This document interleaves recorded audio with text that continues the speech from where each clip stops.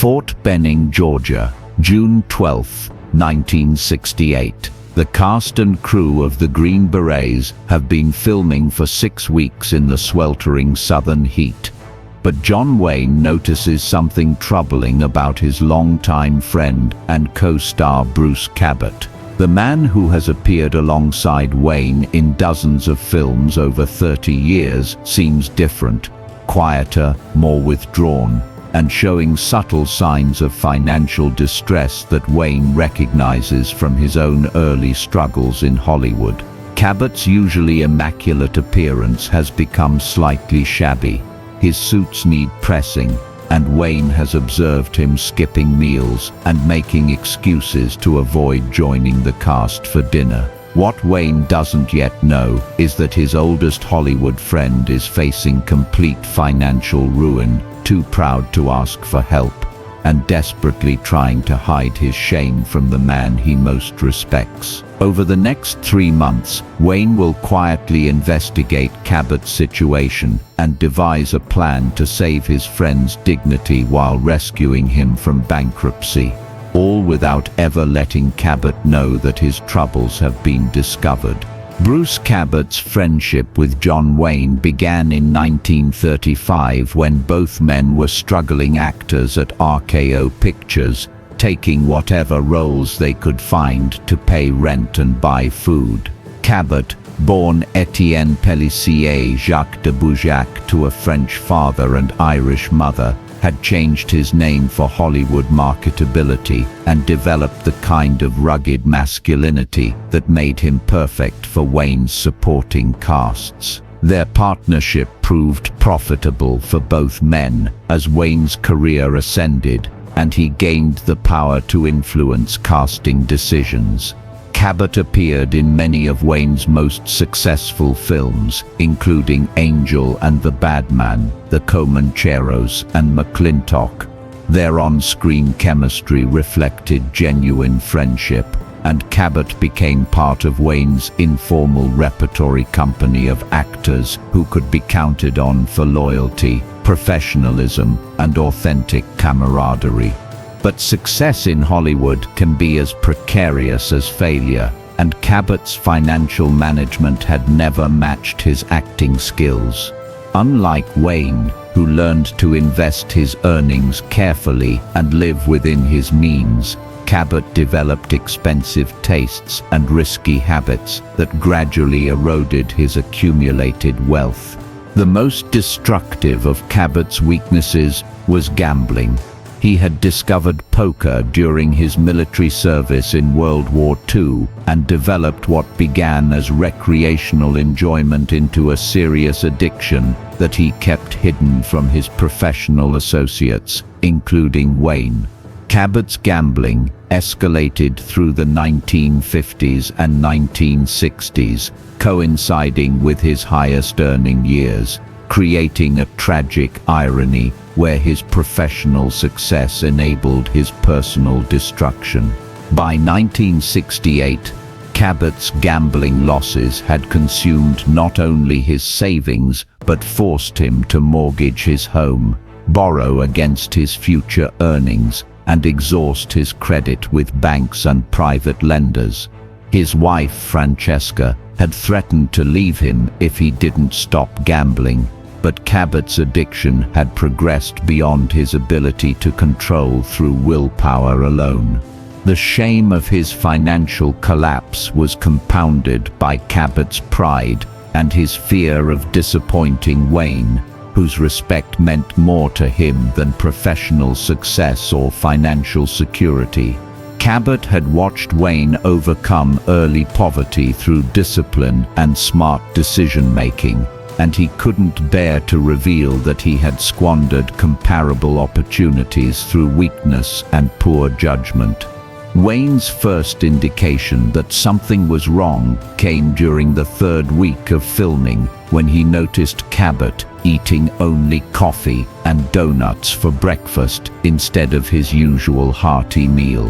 When Wayne suggested they grab lunch together, Cabot declined, claiming he wasn't hungry, but Wayne observed him carefully, studying the restaurant menu prices before making his excuse. Have you ever watched a friend struggle with problems they're too proud to discuss? Sometimes the people closest to us suffer in silence because asking for help feels like admitting defeat. More telling signs accumulated over the following weeks. Cabot's clothing, while clean, showed signs of wear that suggested he couldn't afford replacements. His car, normally well maintained, developed minor problems that he didn't repair. Most significantly, Cabot's usually confident demeanor became subdued, and he seemed constantly preoccupied with concerns he wouldn't share. Wayne's recognition of these symptoms came from his own memory of financial desperation during his early years in Hollywood, when every dollar mattered and maintaining appearances required constant creativity and sacrifice. He understood the particular shame that comes with financial failure in an industry where success is measured by visible wealth and conspicuous consumption. But Wayne also understood that directly confronting Cabot about his suspected financial problems would humiliate his friend and potentially damage their relationship. Cabot's pride was as strong as his friendship, and any approach that seemed like charity or pity would likely be rejected with anger and embarrassment. Wayne decided to investigate Cabot's situation quietly, using his industry connections to gather information without revealing his concerns. Through discreet inquiries with agents, producers, and studio executives, Wayne learned that Cabot had been seeking advance payments on future roles, borrowing against anticipated earnings, and accepting lower quality projects that he would normally have rejected. The picture that emerged was of a man in serious financial trouble, who was trying to work his way out of debt without asking for help from friends or family. Wayne respected Cabot's determination to solve his problems independently, but he also recognized that Cabot's pride might prevent him from accepting the assistance that could save his career and marriage. Wayne's solution demonstrated both his understanding of human psychology and his creative approach to helping people while preserving their dignity. Rather than offering Cabot charity or loans, Wayne decided to create opportunities that would allow Cabot to earn his way out of financial trouble without knowing that Wayne was orchestrating his rescue. The first step involved Wayne's production company, Batjack Productions, which had been developing several Western projects for future filming. Wayne instructed his business manager to approach Cabot's agent with an offer for a significant supporting role in a film that was supposedly in pre-production, requiring an immediate commitment and justifying a substantial advance payment. The advance Wayne offered through Batjack was $50,000, enough to cover Cabot's most pressing debts and provide breathing room to address his gambling addiction and rebuild his finances. To make the offer credible, Wayne had his team prepare detailed script treatments, location scouting reports, and production timelines that suggested serious development work. Cabot's agent was surprised by the generous terms but pleased to secure such favorable employment for his client. When Cabot received the offer, he was both relieved and puzzled by the timing, since Wayne had never mentioned the project during their daily interactions on the Green Berets set. Duke never said anything about another film, Cabot told his agent, but maybe he wanted to finish this picture before discussing new projects. Cabot's acceptance of the Batjack offer provided immediate relief from his most urgent financial pressures, but Wayne realized that a single payment wouldn't solve Cabot's underlying problems. Gambling addiction required ongoing support and alternative sources of income to prevent relapse, and Cabot's long-term financial security depended on steady employment rather than one-time windfalls. Wayne's second initiative involved his relationships with other producers and directors who valued his recommendations for casting decisions. Wayne quietly approached friends throughout the industry, suggesting Cabot for supporting roles in upcoming productions, without revealing his motivations for promoting his friend's career. Bruce is one of the most reliable actors in Hollywood, Wayne would tell producers. He hits his marks, knows his lines, and brings authenticity to Western characters that you can't get from younger actors. You'd be lucky to have him in your picture.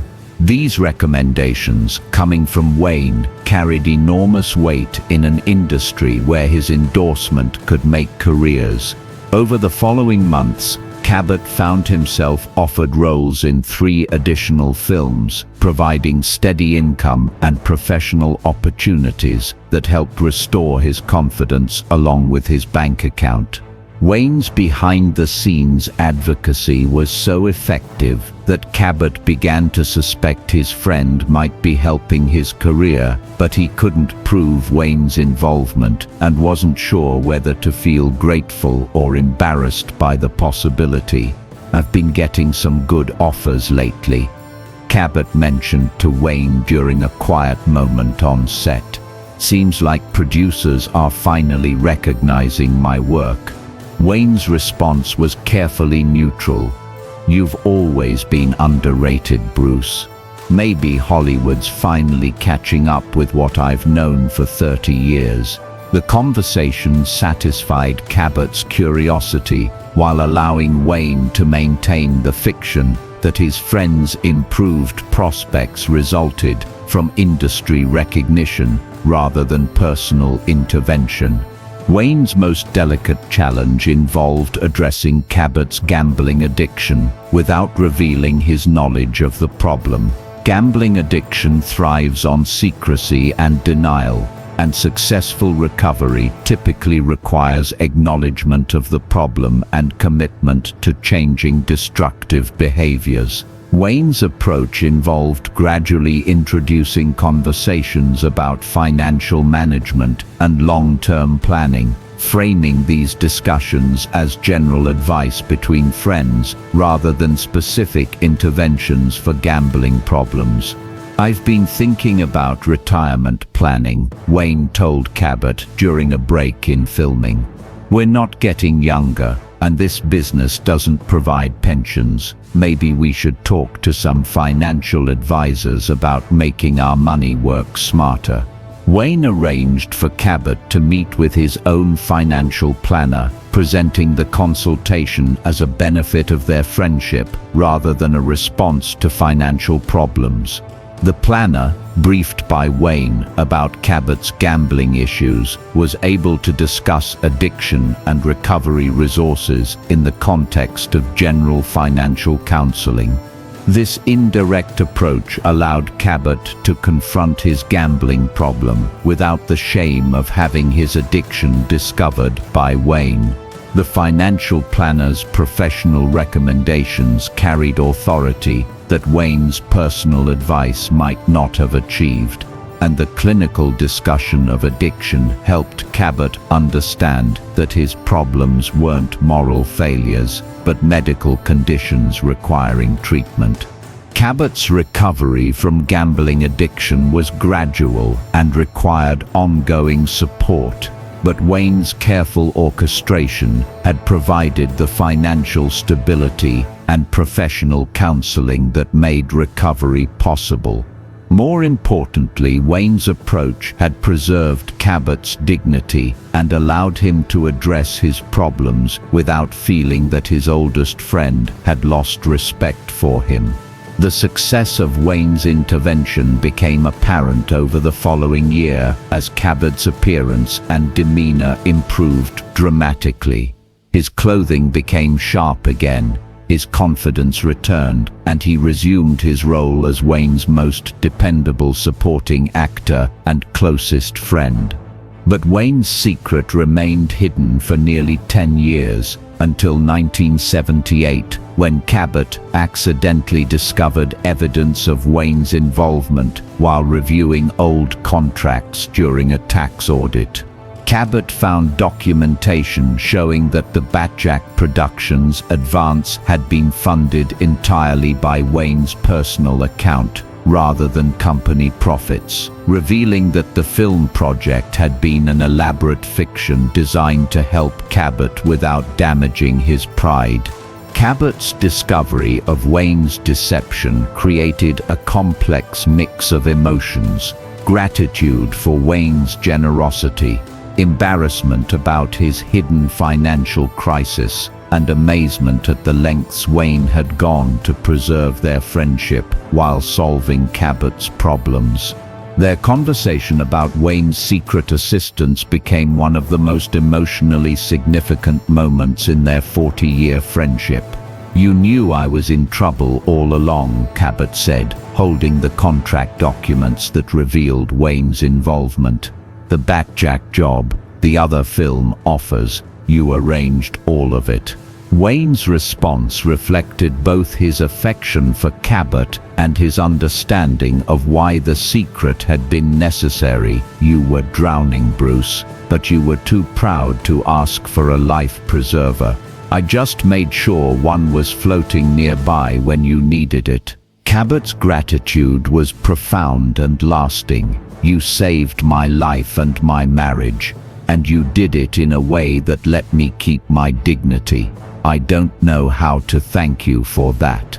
Wayne's reply captured the essence of their friendship and his philosophy about helping others. "You don't need to thank me. That's what friends do. They help each other without keeping score. Besides, you've been helping my career for 30 years just by being the kind of actor and man that makes me look good by association." The revelation of Wayne's secret assistance strengthened rather than complicated their friendship, demonstrating that true loyalty sometimes requires deception in service of a friend's dignity and self-respect. Bruce Cabot continued working with Wayne until the actor's death in 1979, appearing in The Undefeated, Chisholm, and Big Jake. His financial recovery was complete and permanent, and his gratitude for Wayne's intervention expressed itself through unwavering loyalty and professional dedication. At Wayne's funeral, Cabot spoke about their friendship in terms that revealed the depth of his appreciation without disclosing the specific details of Wayne's assistance. "Duke was the kind of friend who helped you become the best version of yourself. He saw potential in people and found ways to help them realize it, often without their knowledge. That's not just friendship, that's grace." After Wayne's death, Cabot became a guardian of Wayne's reputation and legacy, frequently speaking to journalists and biographers about Wayne's character and generosity. He was careful never to reveal the details of Wayne's financial assistance, understanding that Wayne's humility would have been embarrassed by public recognition of his private charity. Cabot's own death in 1972 ended one of Hollywood's most enduring friendships, but their relationship remains a powerful example of how authentic friendship can overcome pride, addiction, and financial disaster through creative compassion and unwavering loyalty. The story of Wayne's secret assistance to Cabot illustrates several important principles about helping others in crisis.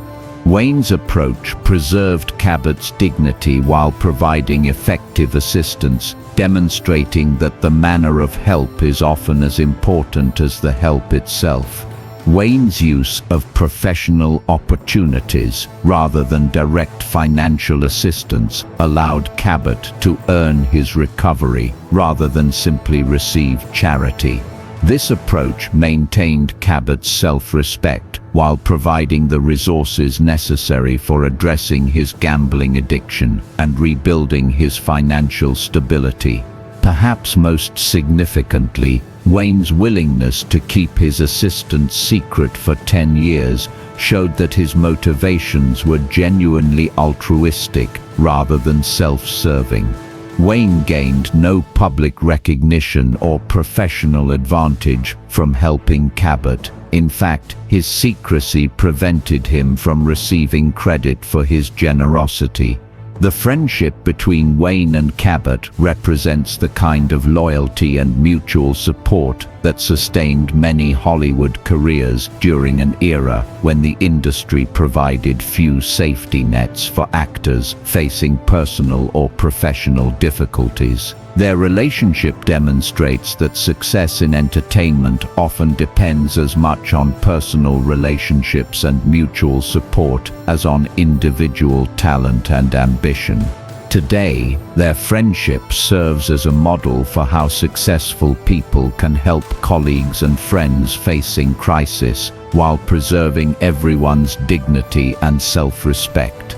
Wayne's example shows that the most effective charity often works behind the scenes, creating opportunities rather than providing handouts, and measuring success by the recipient's recovery rather than the giver's recognition. And unfortunately, they don't make friendships like Wayne and Cabot anymore.